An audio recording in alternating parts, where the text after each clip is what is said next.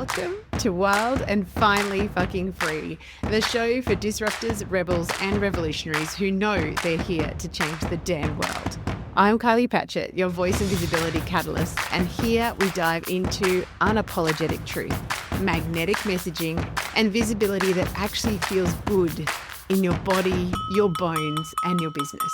We share the stories of the out-of-the-box, neuro-sparkly, creative, witchy wild ones, rewriting how we live, love, learn, and lead. This isn't about being louder. It's about being rooted, resonant, and regulated so you can be real, raw, and ready to roar.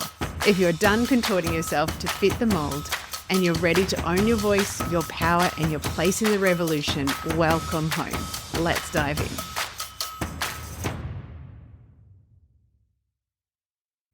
Hello, friends. Welcome back to the podcast. It is a delicious spring day here in country Queensland as I'm recording this. And one of my most beautiful things about my office is that I have a crystal in the window and it's making all of these patterns. So I'm coming to you from the middle of the prism of light. Oh, there's one. Anywho, today I'm going to introduce you to what I call the Overpreneur, which is my personal Achilles heel when it comes to visibility. Now, this is what's interesting about these visibility fear frame archetypes, because we would immediately think of a visibility as like not wanting to be seen at all, not posting regularly, ghosting your community, not reaching out to make sales, that type of thing. But actually, visibility blocks can be even underneath that. So they're the ways in which you drive your business, which contributes to you being the best kept secret on the internet. I'm going to introduce you to my nemesis. So one thing I do want to say before I get started is for each of these fear frame archetypes, and as I've mentioned before, I've written a book about them back in 2015, the Overpreneur lines up to the sacral chakra. It lines up to the sacral center in human design. And if you know anything about the human design and the centers, you will know that there can be an imbalance in both the undefined centers and the defined centers. Now, for me, my Overpreneur is the one that gets in my way the most. So I would call her my Achilles heel. And I do happen to have an undefined sacral, which I find very interesting. Anyway, confessions of an Overpreneur. Here is how she plays out. An Overpreneur comes from a conditioned response that does not allow her to get in her body. So she lives from up here, very much like thinking, trying to run interference between her and life to make sure that there is nothing bad going to happen. There is a lot of hustle for hustle's sake. When I'm in a state of action, I can get very addicted to the state of action. And that means that I don't often understand, or I'm not connected enough in my body to realize when a period of hyperfocus has ended and I actually need to take a rest, to just chill the heck out.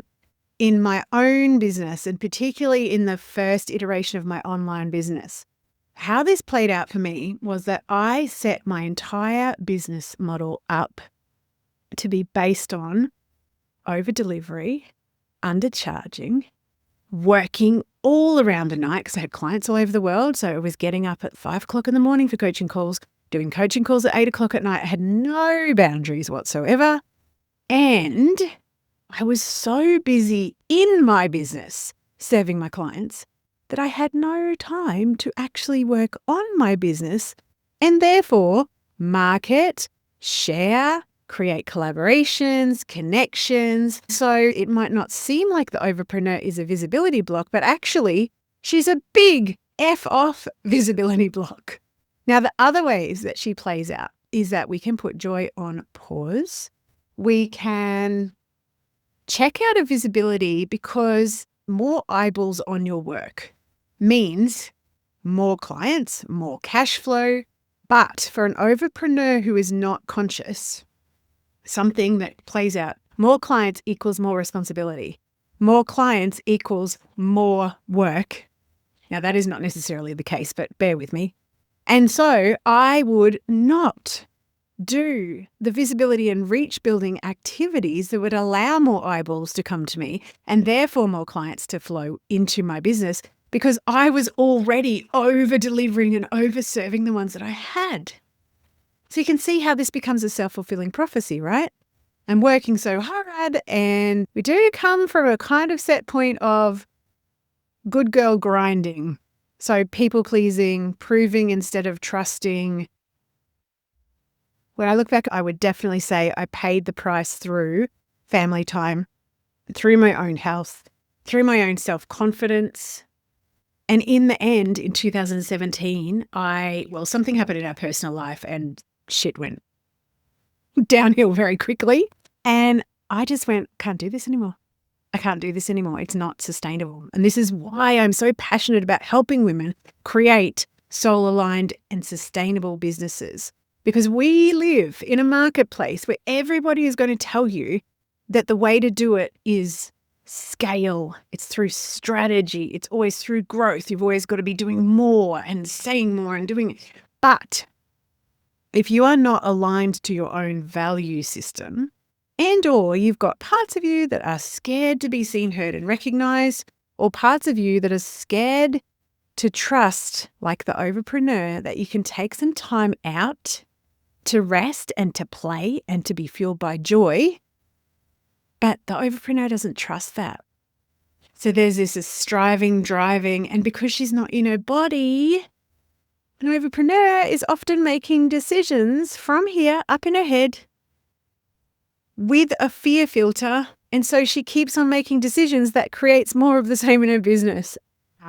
So frustrating.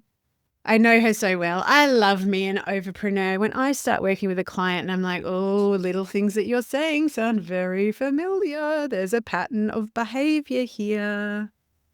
The biggest stretch for an overpreneur is actually learning how to drop into her body, how to trust her sacral felt gut sense. I cannot tell you the amount of times in this iteration of my business where I have been planning, striving, driving in my head and then gone, hang on a minute. I see where this is going. This is an old pattern. Okay, come back to center, shake it out, get into my body. How does my body feel about this? And my body and her wisdom is very clearly a no. In the old days, I would have been in my head, decided yes from a sense of fear, gone ahead and created more work for myself, more working hard to be responsible, more over-delivering, more undercharging. Of course, that's not sustainable. We can't work more hours, burn ourselves out, not be paid for it, and expect that that's sustainable. The good thing is, once you learn to reconnect to your felt sense and to work on somatically releasing the nervous system dysregulation that comes when you start to relax. And I used to feel this so clearly. I would go, I'm only going to work 3 days a week. This is my new boundary for myself. And I would work 3 days a week. And then I would do these things like, I'm just going to sit on the couch. And whilst everyone else in my family is watching a movie or while we're having game night, I'll just be over here on my phone checking a few things. And that checking a few things becomes 2 or 3 or 4 hours. So even though I'm telling myself I'm not working because I'm not in my office, I'm stretching myself over many, many hours because relaxing, being at rest and trusting that I am supported, not only by the soul of my business, but also by the universe, and that I can trust that the wild woman authentic self in me will tell me when it's time to act. And so until then, I can chill the heck out.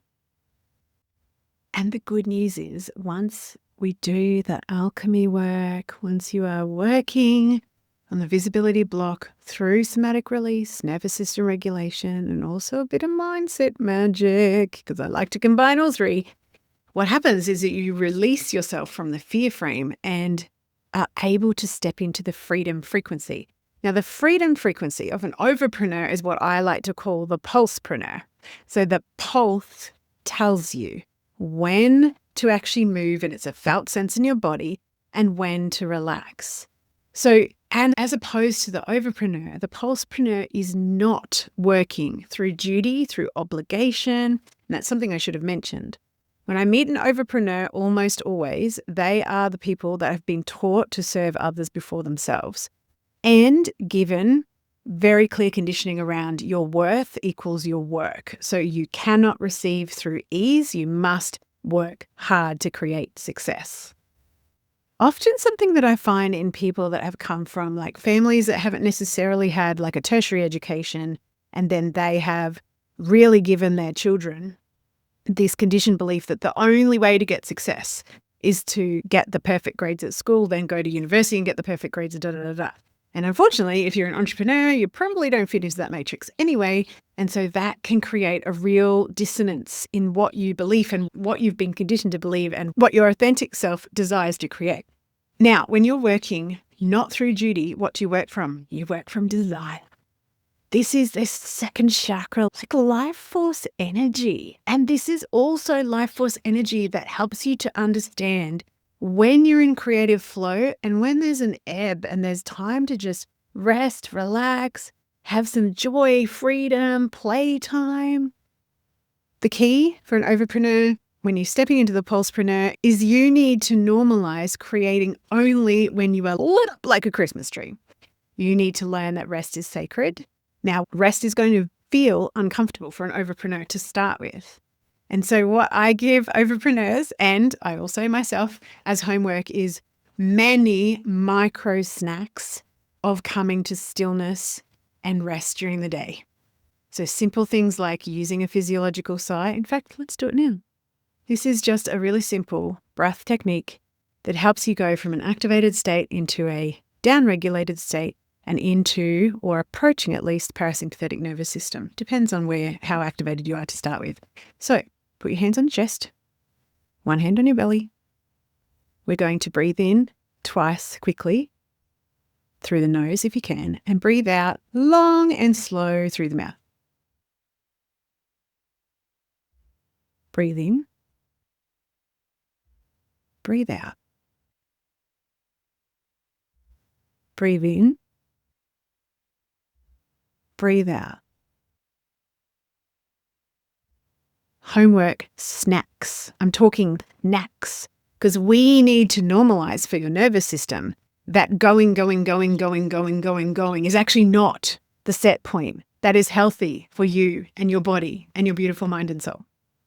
The other thing is this sensuous, like creative vibe. So launching in alignment, waiting until you have a sense of what would feel juicy as fuck to offer to the world, that you are so lit up about it, that you are naturally magnetic to all that you come across, because your magnetism comes from your creative potential and your desire and your alignment. And that is a body-based thing. It is not something that you can reason from your brain. So launching in alignment, sensual, magnetic offers, creating offers that actually feel as good for you as they do your clients. Now, I would say that's a foregone conclusion, because when I stopped over-delivering and undercharging, when I started to only talk to the paradigm shifters that I was calling in, so disruptors, rebels, revolutionaries, they're already on the edge of their expansion and they're ready to step off. And also they are unapologetic. So they're usually midlife, often neurosparkly. When I started speaking to just those people, my entire business model and my entire office suite completely changed, because all of a sudden I was calling in the people that did not match me over delivering and being the fixer or the caretaker or the provider of all things in business to someone, which is how I'd set myself up in my first business. When you make sure that your office suite is actually something that you're excited about, not something that you're like, oh my God, my calendar is like, we've got 35 calls this week and oh, my body is like locking up just thinking about it. But that's just the way it has to be. That is the catch cry of an overpreneur undercover. That's just the way it has to be. You have to work hard. You have to hustle. It's only for a little while. That's what I used to tell myself. Oh, we'll just really, really, really work hard just for this one last launch. But it's never just the one last launch, right? So that is a quick little introduction to the overpreneur. So key takeaways. Ask yourself where you're in overpreneur mode, where you are over delivering, where you are doing things out of duty, where you're doing things out of obligation, where you are setting yourself up to be unsustainable, where you're so busy working in your business that you don't talk about your business and work on it so you are not attracting more clients. And if you are very honest with yourself, get under the reason why. Get under the reason why. And like I said before, when I was introducing this topic, I'm calling these visibility fear frames, but honestly, they are running your business on autopilot. So yes, they're impacting your visibility. They're also impacting your satisfaction, your contribution, your cash flow, your ability to influence and create income, your ability to lead a movement. Like if you're here, you're a paradigm shifter. So you are designed to lead a movement, to be a visionary leader, to be someone who is creating new pathways, new paradigms. We can't do it when we've got these fear frames running the show. So ask yourself that. And remember, your soulmate clients are not buying what you're offering because you're working hard or you're hustling. In fact, I would say that is the opposite. That is actually repelling energy. So they are buying your truth, your joy, your magnetism. So the more that you play, the more that you're in your body, the more that you connect with that creative fire, the more that we can see who you really are. And that wild woman, when you let that into the world, you're like a big sun up there, just radiating. And clients are like, I'll have what she's having. Thank you very much. So that's the Overpreneur in a nutshell. Thank you for joining me as always. I trust that you are enjoying these snack-sized episodes. And if anything that I've shared with you today rings a bell, or if you don't relate to the Overpreneur, but you know that you've got something sneaky under the surface that is stopping you from creating the type of soul-aligned, sustainable business that you truly desire, please join me for Raw Live. We are going live September 23rd to 25. If you're listening to this podcast episode after that, it will be available evergreen. So you too can sign up and join us. It's $33. You'll learn all 9 of the fear frame archetypes, understand which one is yours, and learn how to alchemize into the freedom frequency. So you are free to share your message, your medicine, and your magnetism just by being unapologetically you. And that is what I want for all of us. So much love from me to you. Bye-bye. Thanks for tuning in to another episode. If this episode lit a fire in your body, in your business, deep down in your bones, please take a moment to drop a rating and review so more rebels just like you can find us. And don't keep this goodness to yourself. Share it with your disruptive rebel and revolutionary friends who are ready to roar right alongside of you. Until next time, stay wild, stay unapologetic, and stay fucking free.